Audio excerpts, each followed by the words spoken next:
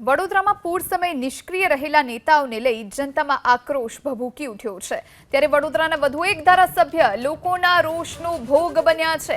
સયાજીગંજ વિસ્તારના ધારાસભ્ય કેયુર રોકડિયા રાશન કીટનું વિતરણ કરવા માટે ગયા ત્યારે લોકોએ વિરોધ નોંધાવ્યો હતો। પૂરના સમયે જ્યારે જરૂર હતી ત્યારે ના આવ્યા અને હવે અમારે જરૂર નથી, અહીંથી નીકળી જાઓ તેમ કહી ખૂબ સંભળાવ્યું। આખરે લોકોનો રોષ પારખી ગયેલા ધારાસભ્યને રાશન કીટના વિતરણ વગર જ પરત ફરવું પડ્યું। તો પૂર સમયે નિષ્ક્રિય રહેલા નેતાઓને લઈ વડોદરામાં આક્રોશ જોવા મળી રહ્યો છે। આ કે પહેલીવાર નથી, અનેક નેતાઓ લોકોના રોષનો ભોગ બની ચૂક્યા છે।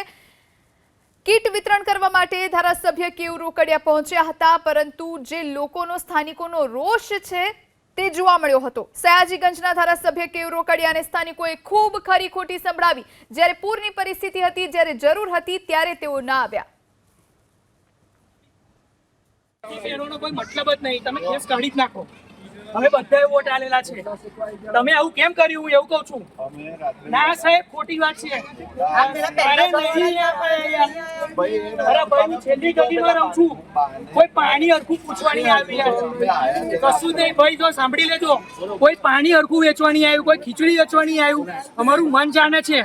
આટલા પાણીની અંદર અમે લોકો રહ્યા છે છેલ્લી ગલીમાં ને અમારે નથી જોઈતું ભાઈ કશું।